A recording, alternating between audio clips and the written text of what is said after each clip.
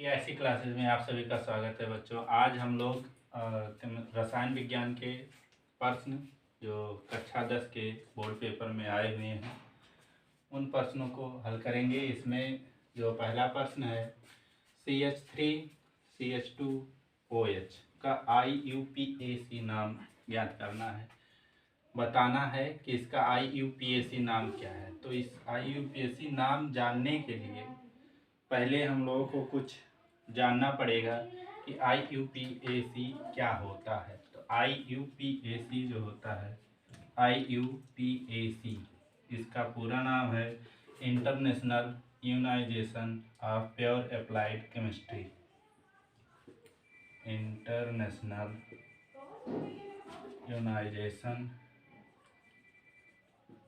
Of pure applied chemistry. International unionisation of pure applied chemistry ये अंतर्राष्ट्रीय एक संगठन है जो रसायन की शुद्धता और उसके नामकरण का काम करती है। तो इसके लिए IUPAC नाम जानने से पहले हमको कुछ चीज़ें जाननी पड़ेगी, जैसे पूर्वलग्न क्या होता है, अनुलग्न क्या होता है। तो अनुलग्न के बाद पहले हम पूर्वलग्न जान लेते हैं, जो कार्बन की श्रृंखला होती है उस पर डिपेंड होती है। तो कार्बन की श्रृंखला, जैसे कार्बन की श्रृंखला अगर एक कार्बन है तो क्या होगा, दो कार्बन है तो क्या होगा। जैसे C1 यानी एक कार्बन है तो इसका पूर्वलग्न मेथ होता है, दो है तो एथ होता है, तीन है C3 है तो प्रोप होता है, चार है C4 तो ब्यूट होता है, पाँच है तो पेंट होता है, छः है C6 है तो हेक्स होता है, और C7 है तो हेप्ट होता है, 8 है तो ऑक्ट और 9 है तो नॉन होता है। ज़्यादातर कार्बन की 9 ही श्रृंखलाएं दी जाती हैं हाई स्कूल इंटर लेवल तक के। उसके आगे जो होता है वो बढ़ता जाता है, C10 रहता है तो ऑक्ट इसका अलग होता है, ऑक्ट होता है। अब इसके बारे में ये तो हो जाएंगे पूर्वलग्न, यानी नाम से पूर्व जो लिखा जाता है उसको पूर्वलग्न कहते हैं। और उसके बाद में अनुलग्न की बात करते हैं।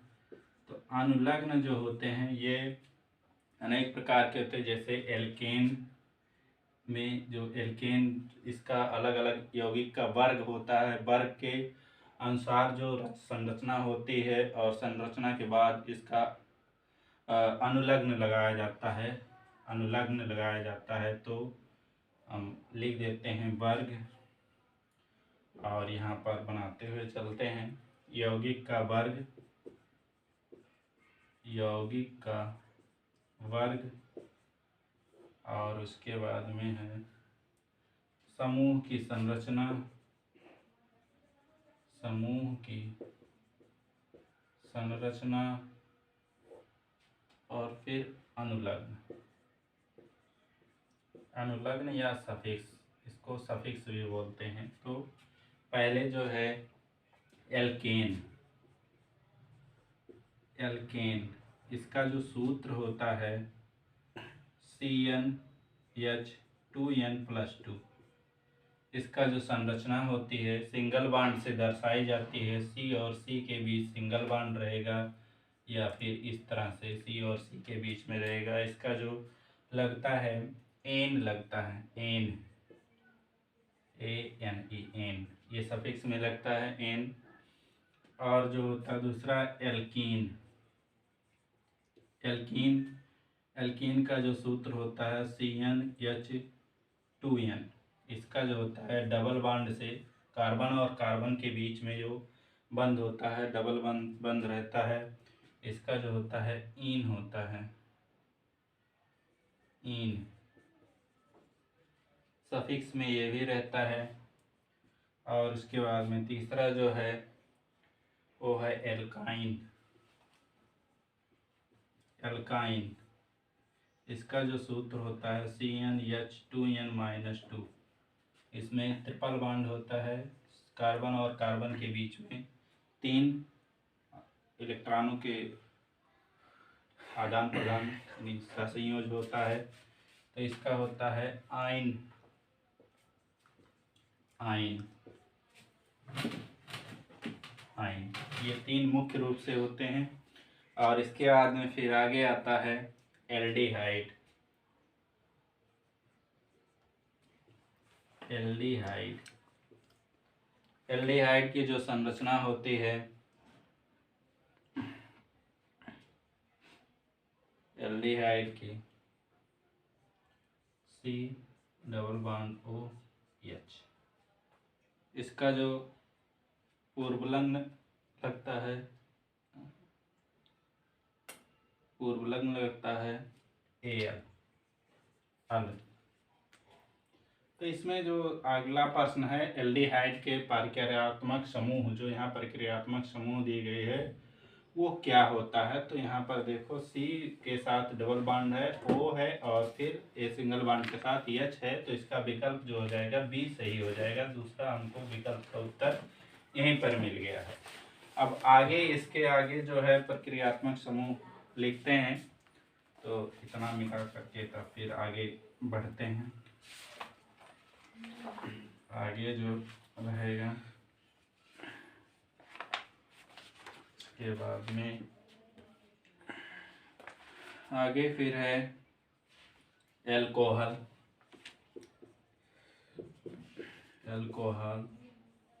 एल्कोहल का सिंगल बॉन्ड OH होता है, इसका OL लगता है। OL ये भी सफिक्स में लगता है। तो OH, इसमें भी OH लगा हुआ है, तो ये एल्कोहल ग्रुप का है। और यहाँ पर जो इसका संरचना बनेगा, इसकी संरचना C के साथ सिंगल सबका रहेगा, सिंगल बॉन्ड इसका भी रहेगा, और OH रहेगा। यानी ये एल्कोहल ग्रुप का समूह है। तो ये 2 कार्बन है, तो 2 के साथ एथ हो जाएगा, और सिंगल बॉन्ड लगा है, यानी एथ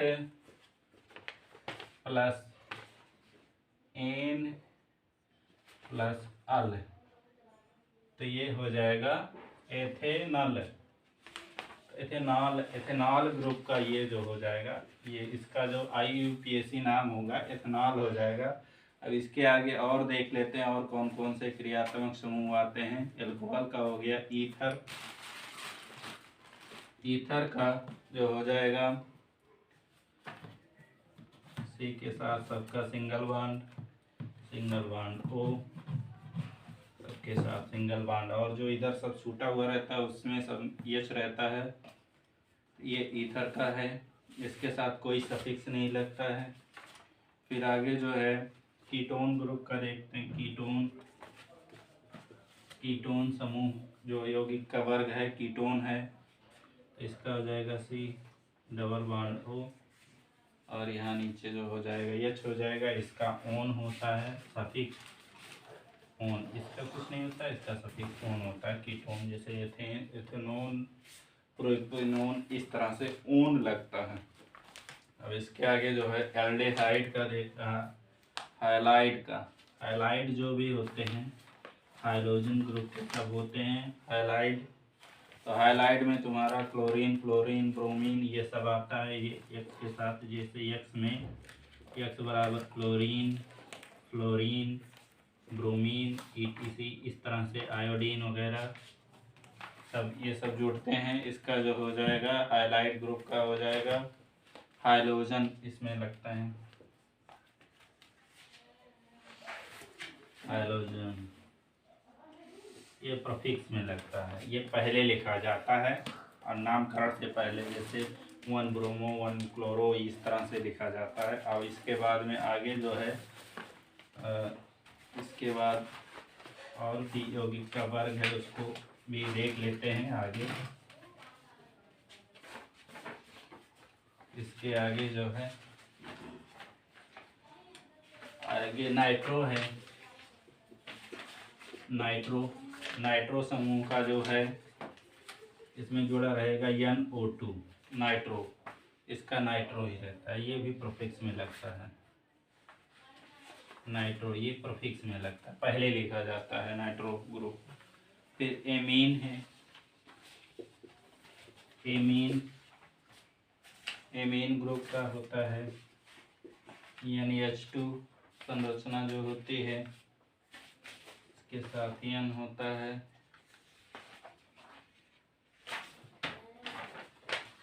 और इसके साथ फिर NH होता है। इसका जो प्रीफिक्स और सफिक्स दोनों लगाया जाता है, एमिनो, अमीनो, अमीने, एमिनो ये प्रीफिक्स में लगता है, और अमाइन ये सफिक्स में लगता है। और इसके बाद में कार्बोक्सिल अम्ल आते हैं, कार्बोक्सिल अम्ल। कार्बोक्सिल अम्ल जो होते हैं, जैसे इसमें ओइक एसिड जोड़ा जाता है आगे, फिर इसकी सिंगल बॉन्ड रहेगा OH और डबल बॉन्ड O रहता है। इसका जो जोड़ा जाता है सफिक्स में ओइक एसिड, जैसे एथनोइक एसिड, मेथनोइक एसिड, इस तरह से ये सफिक्स में जोड़े जाते हैं ओइक एसिड। और इसके बाद में कार्बोक्सिलेट समूह का एक होता है, कार्बोक्सिलेट, कार्बोक्सिलेट इस समूह का एक होता है। इसका जो है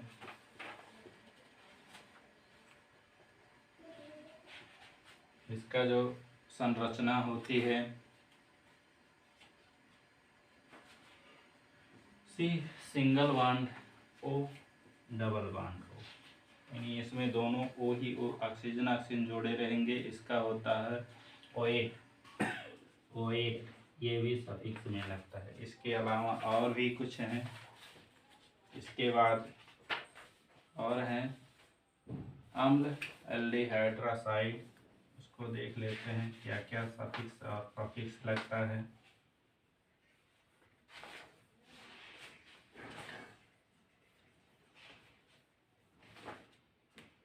तो आगे फिर है अम्ल, एनहाइड्रासाइड,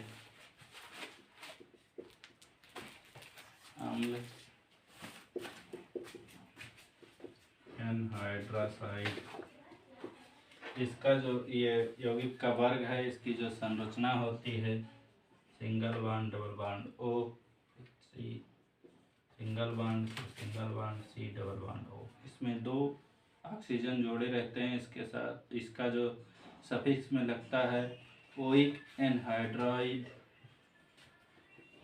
ओइक एनहाइड्राइड, ओइक एनहाइड्राइड, ये सफिक्स में लगता है। और फिर आगे है एमाइड ग्रुप का होता है, एमाइड ग्रुप का इसका सूत्र होता है single bond C, single bond NH2। ये एमाइड ग्रुप का है। इसमें जो सफिक्स में लगता है एमाइड C लगता है, एमाइड ये सफिक्स में जुड़ता है। और लास्ट में है अम्ल हाइलाइड, अम्ल हाइलाइड, अम्ल हाइलाइड इसका जो हो जाएगा C, यहाँ हाइलाइड ग्रुप के रहेंगे, डबल बॉन्ड O रहेगा। इसका जो होगा ऑयल हाइलाइड होता है, सफिक्स में ऑयल हाइलाइड,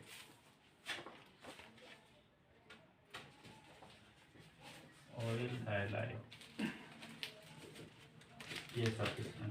तो इतने प्रकार के यौगिक का वर्ग होता है, सबकी समूह संरचना बता दी गई। और अनुलग्न में पहले क्या जुड़ेगा या बाद में, जो सफिक्स जिसमें रहता है वो बाद में जुड़ता है, और जिसमें प्रीफिक्स P लिखा हुआ था वो पहले जुड़ेगा। तो यहाँ पर जो प्रश्न दिया गया था CH3CH2OH का IUPAC नाम, तो यहाँ संरचना बना दी गई है।